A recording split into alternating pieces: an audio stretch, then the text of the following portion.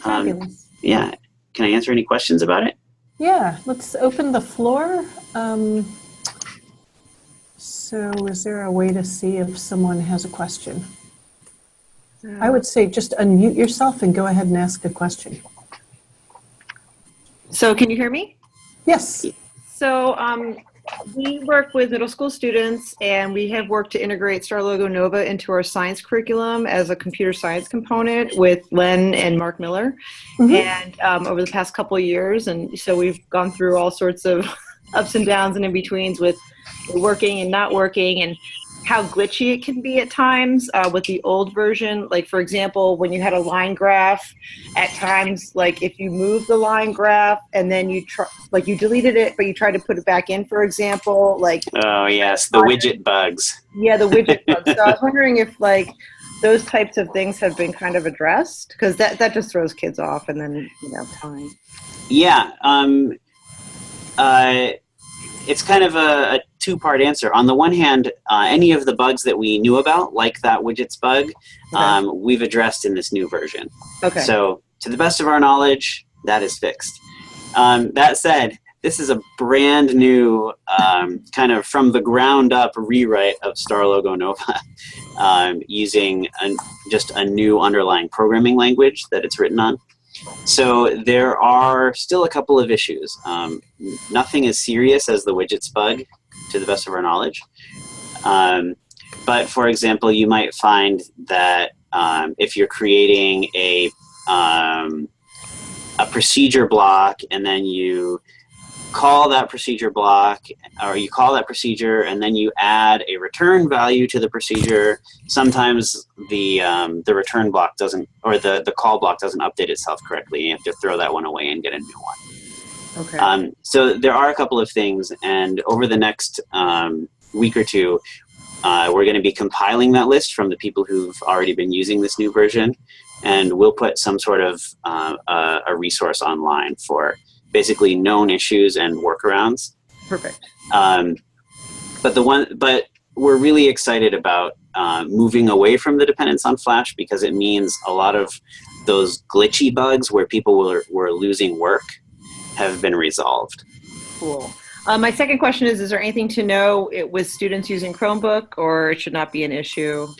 Should not be an issue. That's kind of a preferred platform now. Chromebooks tend to work really well. Excellent, excellent. Because they have, the normal version of Chrome installed without a lot of customizations. What are you advising in terms of iPads?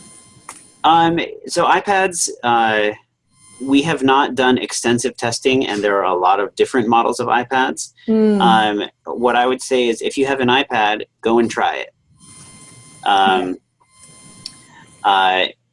I was able to use an iPhone and use StarLogo just fine on it. That's like an iPhone 7, a newer iPhone. But I also tried it on, I think it was a second generation iPad running a previous version of iOS. And I could load the model, but I couldn't do anything with the blocks. So we're still kind of building up our library of test devices and looking into some of those issues. I'm pretty confident that on a new iPad it would work fine, but I know that in schools it may not be new. It's all over the place. Yeah, my advice there would be try it and see, and definitely let us know. This is under active development right now, and so if we find that there's a platform that a school wants to use and it's not working, we're really happy to debug and produce an update to try to make it work. One other thing I just want to mention real quick with regards to the whole glitchiness and lost work is that we introduced this save version button up here, and that's kind of like how we used to tell people to click remix to kind of save their progress as they went along. Now you can just click save version, and all it does is it just says saved version at blank, and then click it again, save it again. No, except it says version 0. Let me refresh my page and make sure. Okay, it did work. Now we're on version 2. Oh, cool. So it's like a history, you can go back. That's right. So I can click on View Project History, and here are my versions. That's kind of cool. And not only that, but it also tells me where it was remixed from. It was remixed from a blank starter project. So if you have students who are doing group work or something like that, and they're all producing kind of similar things, now you have a way of knowing whether one person built it all the way and then everyone remixed at that point, or whether they all remixed at the beginning and then all individually built out their projects. Nice. By tracing this, where it was remixed from. And then if they've been saving versions along the way, you can see progress. And also that's just kind of, it's so easy to just click, oops, I clicked the wrong version. Current version, please. It's so easy to click that button. It doesn't have to reload the way remixing did. Just click it and wait for that little message to come up and you're good. So hopefully people will click that button a lot and make it much easier to go back in time if they accidentally throw away a stack of blocks or, mess up their graphs or things like that. So I have another question when it comes to galleries. Sorry if other people just tell me to be quiet. But in galleries, what I noticed is when kids or when I wanted to delete a project in my gallery, it wouldn't actually delete, and then that became problematic and confusing. And so yeah, that was a bug. Just a bug with the previous version, and that's been fixed. Awesome. So yeah, kids like to organize their work and just, obviously. Yeah, absolutely. So there are two things. One is you can just click delete and that will delete the project. The other thing is it's much easier to take it out of a gallery now just by clicking that galleries button. Most people don't have, 300 galleries, but see, I can just take it out of my public gallery by clicking that button and then click update. Or I can reset my selections and cancel. If I delete something, but I have multiple versions, it only deletes that one version? No. Deletion works on kind of the project level. Okay. Whereas versions are just kind of tags within a project, little points in time. So that means deleting the project will delete all versions of it. Yeah, and you can see that because when you look at it, you can't tell that I have a bunch of versions from this view. Mm-hmm. This is just my project, and then I can delete that project if I want.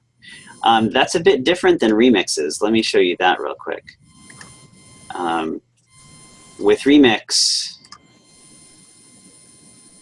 okay, I remixed it, and now I'm going to remix it again. Call this one remix 2. Go back to my projects. So now it looks a bit different. I have this plus next to 5,000 fish, and I can expand that, and I can see all of the remixes that I've made of that original project. And here, so I can delete a single remix if I want. Okay, let's do delete. Okay. And now I only have the 2. Okay.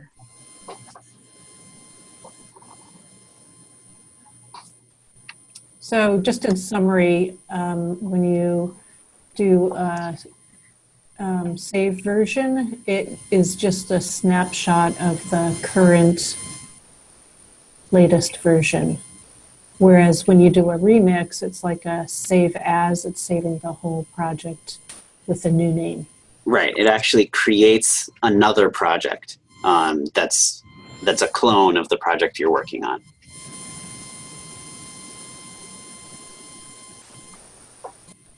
Okay, I had a questions. question. Is there an optimal size for an imported object? Do you have a polygon limit or a size limit? Well, it's just a matter of more complicated shapes are slower to draw. Mm-hmm. So, in fact, I can kind of show you. You've already seen with the clownfish. But I can change, turtles, traits. Instead of the clownfish, I'm going to switch it to the dragon, which is a really complicated shape to draw. Mm-hmm. And let's hope I can make 5,000 of them. Yeah, there we go. camera, zoom in. But you can see how much slower it is already. Mm-hmm. I'm trying to adjust my camera and it's kind of glitching along here. Mm-hmm. I'm running at 2 frames per second. And the difference there is just then the complexity of that 3D shape and how much harder it is for the graphics card to draw it. So on average, if you're looking at a zip file or an OBJ file, try for something that's less than 100K for the OBJ file. 100K. Okay. Yeah, in terms of the number of polygons, that's a couple thousand polygons at most. You don't want to have like 100,000 polygons. I mean, it's fine if you just want to have one. If you want to have your main character be a super detailed, awesome dragon or something, then that's going to be fine. But if you're trying to make 5,000 of them for some sort of ecology simulation, then you should probably go with a 3D shape that's easier for the graphics card to draw. Got it. Any other questions? If we, as we use it, encounter bugs, do you guys have a contact or a way like that we can submit the bugs? Sure. There are a couple of ways. If you, Irene, is there a forum for this? Yes, there is a forum for it on the Teachers with Guts site. Okay. So that's the preferred method, I would say, because then other people can see what issues have been reported and can say, me too. And that'll help us to be able to prioritize based on the things that are showing up frequently. We also have a contact button on at the bottom of the page down here. But all that does is send us an email. So it's great because it's an easy way to get in touch with us, but it's not as great because we get a lot of emails. So it's a little bit easier for things to fall through the crack that way. But you know, if you're in the middle of a class and things are happening and you don't have time to log into the forums, then maybe send a quick email when it happens, and then later on that afternoon, then go into the Teachers with Guts forums and post maybe a better explanation of what happened, and then we'll make sure to respond to posts that are in the forums. Okay, thank you. Thanks, and that's a great help because if you post it into the forum and we answer it there and other people see it there, then we're not answering the same question in numerous emails. Great. Well, thank you so much, Daniel. It really looks great. It's running well. The interface elements are much more pleasing and easy to work with. Thank you. And I look forward to getting a lot of feedback, positive and negative. We're really excited that because of Teachers with Guts and a couple of other research programs that we're doing now, we have a chance to really make some changes to StarLogo, and so we're excited. It's an exciting time on the StarLogo development team. Excellent. Fabulous. Well, thanks everyone. If you have further questions, like we mentioned before, there is a new forum area set up for questions related to StarLogo Nova 2.0. I can report that we are working on the updates to the Module 1 through Module 4 of the CS and Science curriculum.